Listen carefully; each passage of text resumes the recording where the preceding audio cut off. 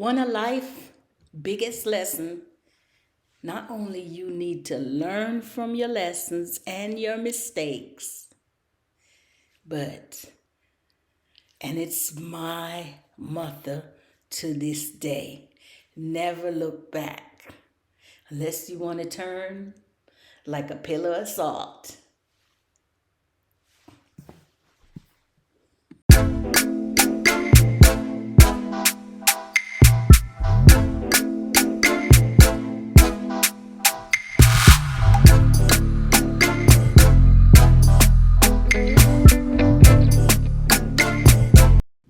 You survive.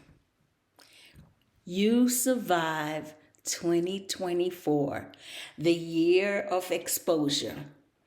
A lot of people, and we see it on YouTube, and maybe we don't even know there's some that never made it on the internet, but their lies, their fakeness is come revealed starting in 2020. You are a survivor. I want to move over to the next year, and I want to leave some thoughts for you while you're pondering, while you're partying, and you have time, or maybe you're not into that, and you're at home and you're thinking about, what am I going to do for next year, nurses? I want to give you some thoughts to think about. Let's start now. Once again, hello again, my survivors, nurses. Yeah, this is a channel for nurses and new nurse, old nurse. Welcome, welcome, welcome back. I want to start by saying a lot of people may think I'm talking negative about nurses, nursing profession. And I know sometimes, and I'm talking from when I deal with my kids, when I try to teach them lessons, they don't see it as lessons. They can't see it. And you can't force anyone to see the problems, the mistakes they're making. And I needed to learn that. You can't force anyone to do something they don't want to do. They have a blind spot. Maybe it's through their relationship or the habits of spending money. And you may want to see them grow and learn the lesson, but they will never learn it unless they do the mistake. The biggest thing that I've learned in my life is every mistake I've made, once it shook you up.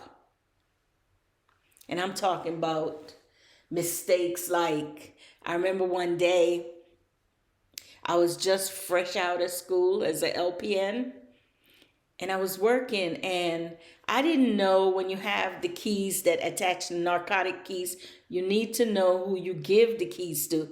So apparently I gave it to someone that was, in my eye, a professional, a supervisor, and I felt like it was in good hands. But when time comes to count the narcotics, it was missing. I was devastated. Here I am, a new nurse. Possible my license is on call, or they may think I'm a druggie. And, whenever I'm right about something and somebody's accusing me, I will fight it down to the end. And I know I count before. And it was just, it was like a spur of the moment. She asked me for the keys. Can I borrow the keys to get this man, whatever, on another unit? And I gave it to her because she was my supervisor. I look up to her. Let me cut this story short. I hate to say this, but they found out it wasn't me after I left. They found, I don't want to get into it, what happened to that supervisor, because may she rest in peace. That's all I can end it with. The moral of the story is that if you're right, you stand up for your right. But don't make it a big scene. You know you didn't do it in your heart. I didn't have time to waste. I resigned and go on with my life. And then somebody called me and tell me what happened. Anyway, but that's a story for another day. So I wanted to come out here and just chit chat with you and talk about surviving 2025. Yes, nurses. We hear a lot of things about overtime, time and a half. That's what the president said. We won't tax time and a half.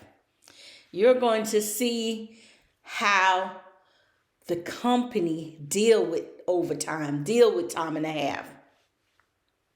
I don't want to go in there the new year thinking negative. I want us to be positive. But I want you to be cautious. I want you to have stuff in place, your survival mode. It's very important. Surviving in 2025. The exposures that 2024 gave us, it's going to continue on. And we will see a lot. I'm talking about nurses. We'll see a lot about inflation and stuff like that. But this particular challenge is talking about our nursing career. 1, I would like to say, keep a business mindset in place. Think about the money. Think about savings. You should at least, nurses, have at least 10,000 or more in your savings account. Some of you may need more if you have to pay IRS. Don't let daily interest keep you in the poorhouse. Have at least something. If anything broke in your house, you need to fix it. Another thing I think that you should do, it's just me saying it. You don't have to listen to it. You do what makes you happy or how you juggle your bill. I'm just telling you what's going to happen and what you need to stay a step ahead. For those of you who are homeowners or you pay rent or you're renting somebody else's house, paying their mortgage, basically, nurses, try to stay ahead on that bill. And I say that because I met somebody many years ago when I was an LPN in Philadelphia.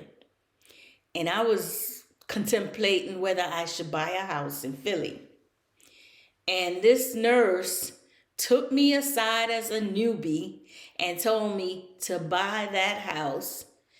Don't pay nobody else's rent. Because that's what you're doing when you go rent a house or you rent an apartment. You're not invested in anything. You don't have anything. So I took her advice. Another advice she gave me, you don't know when. Nursing is like, you ever been on a seesaw? Up and down and up and down. Sometimes we go down. We sitting home. We might lose a job, or for some reason we are getting a cutback from the job and we don't have enough money to pay our bills. That's the reality.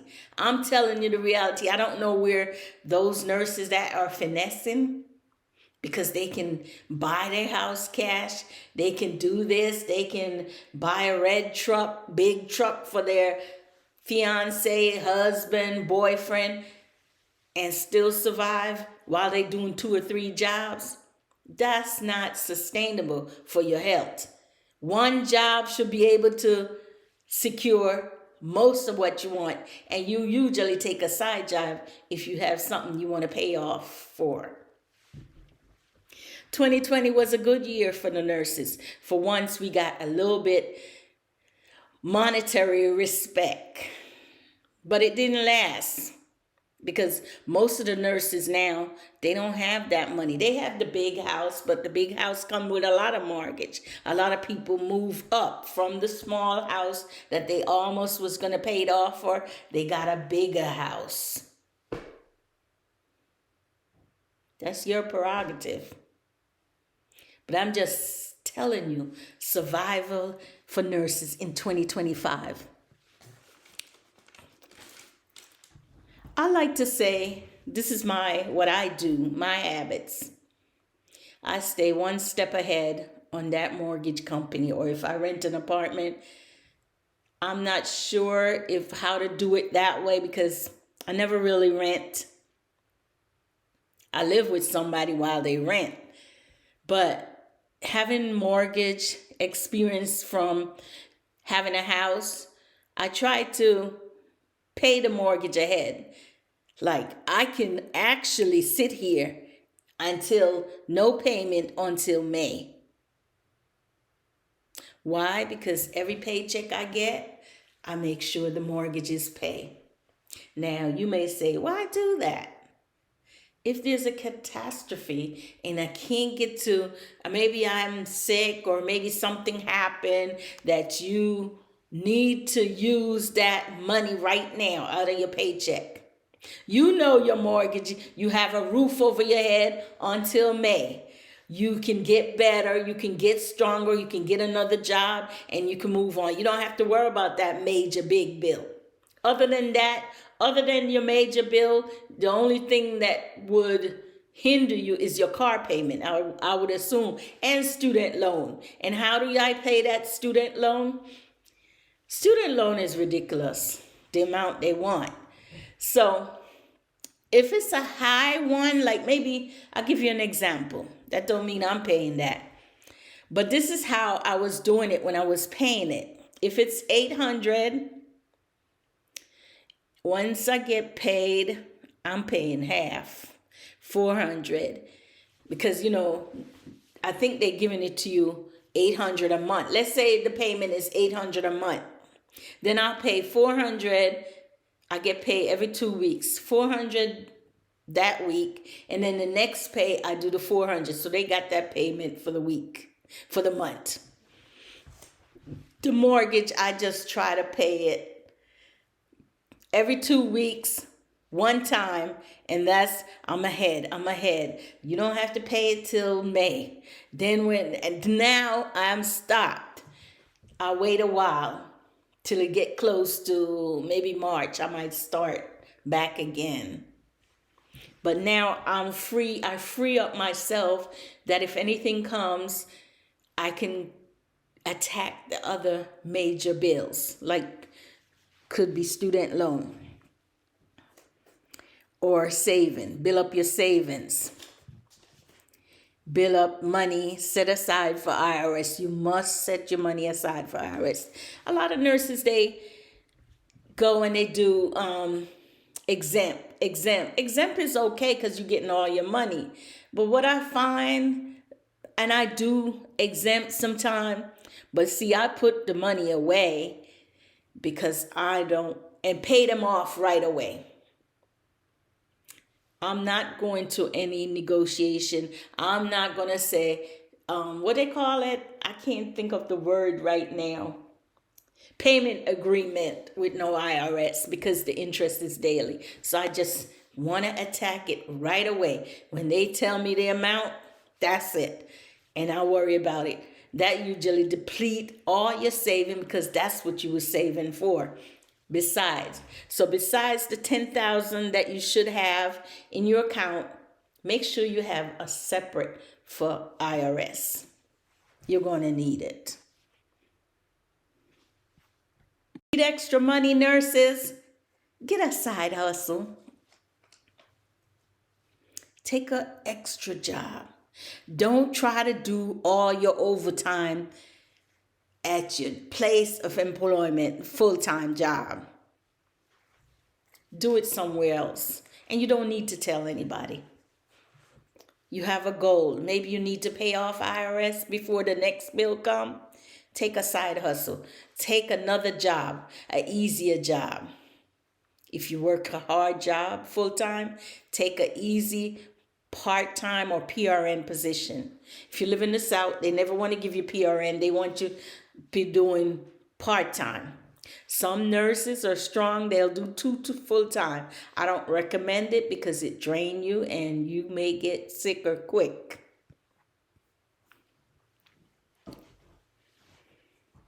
Speaking of draining your energy, working night shift can be toxic for your body.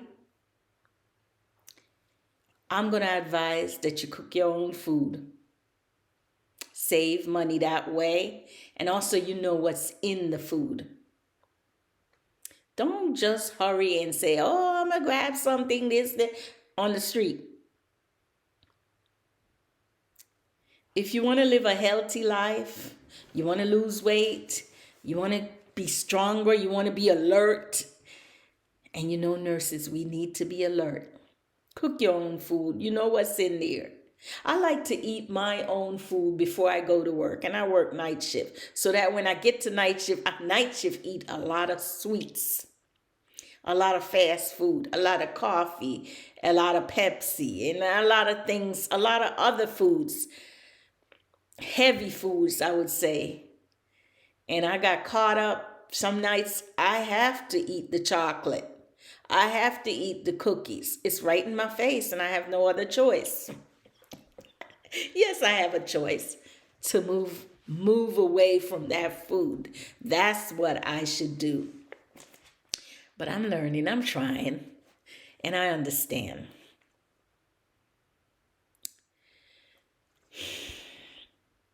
That brings me to the shortage. It's not going to change, and we know it. We know how to deal with it. We just do the best.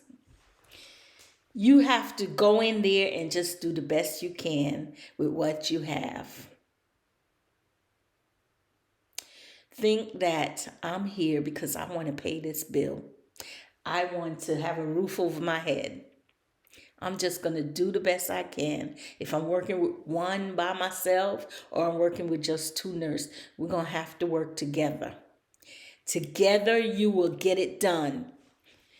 Don't worry about, don't even care the nurse is complaining. Let's get it together. We can all sit down and relax. Just think your mindset has to be positive when you are surrounded with negative. And a lot of people will do more complaining than actually go out there and help and do the work. But you only hear it from me. Stop the bragging. Stop tearing each other down, nurses. We do that often. We're skilled at it. We see a new nurse and we want to bully them. Bully is an aggressive behavior that goes on in the playground. At school.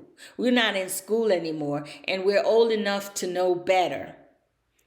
Let's practice to help our young one, pull them up. Make them a better person. Bring them to their level. And if they don't listen, you leave them alone till they make their first mistake. Then they will come along and understand what you've been saying. But don't use your experience to shove it in their mouth and make them feel less. When I first started nursing, I didn't have any confidence. So I understand they don't have confidence yet in their skill. So it's up to us experienced nurses to help them along the way. Now, in terms of bragging, there are going to be people that you're going to find around you. They got this, they got that. And I'm telling you, it does happen. And when I started, I was feeling, so why can't I have that big house that this nurse LPN has, $500,000 house? I don't know the nurse. I've never been to her house, but she came on like she had it all. She showed us pictures. And I went home and I said, why can't I be as successful as hers? But I didn't look at the fact that she was the one that's always the first to get all the overtime and had another job. I didn't look at all that. My mind wasn't thinking that way, that maybe she needed it because she overextended herself debt-wise. All I was thinking, a new nurse just started, look at my paycheck and I see that it wasn't going to get me anywhere. I had to stay in somebody else's house until I can stand on my feet. I didn't see any sight that I was going to become an RN because the money was tight. And even when I became an RN, I didn't see the money like everybody was flexing on YouTube, flexing on the internet, Facebook or whatever, that they made it. They're up there. They have this. They're millionaires and stuff. I could not see that vision. I don't even see it today. How did they get like that? I don't know until it revealed themselves. I'm waiting for 2024, 2025, I guess, exposure. But it didn't, after I grow, I said, it's time I start to look in. It's not my time yet. That's what I was saying. That's not my time to be like them. The poster child for richness. I'm rich in my own way. So whatever little bit, I told another nurse, we were together work at the nursing home. And I said, if I'm getting, I think it was like $16 an hour we were getting. If I'm getting $16 an hour here, and if I do another one, $16 an hour, 16 plus 16 is 32, right? So we making $32 an hour. That's what I tell her. Every little bit count. Every penny add up. So don't discount that. Don't worry about the nurses that are making more money by showing you that they're making more money. You can take your little bit and grow it and grow it. And before you know it, you're rich in your own way. You got your bills paid off, aren't you? You're rich. You got saving for IRS, you're rich. You got saving if there's emergency in your house, you're rich. $10,000 saving is the new rich in 2024. I'm telling you, if you don't have anything in saving, don't listen to all these people that's flexing and don't worry about you going to get to your MP school. You will get there eventually when the time is right. So stop bragging. As a matter of fact, the best thing you can do is just be silent. Don't let them know nothing that you're doing, because once someone knows, it's going to stop. That's why I said the number one reason you should not do overtime on your full-time jobs. You attract too much negative, and I don't have to tell you who's going to be, how the haters going to come out on you. So move in silence. That's what we do in 2025. Survival for nurses in 2025. Move in silence. You don't have to let everyone know. Last but not least, I came here to let you know, to tell you that you must have confidence in yourself. Even if you don't have confidence yet as a new nurse, you have to pull yourself up. Walk in the door with confidence. If you don't know anything, I'd rather you ask me than to go and do it and make a major mistake that costs you your license. Don't worry about people say, oh, you stupid. She always asking stupid questions. I ask stupid questions every day. And I'm a new employee. Yes, I'm going to ask stupid questions. Well, how do you do it? The other day, I'll give you an example. I had an emergency. I had to go with the oxygen tank. Now, here's a facility. They bring on new stuff. They bring the new formulas, new things, new, what do you call, new oxygen tank. Everything that they bring new, they don't feel they should in-service the staff.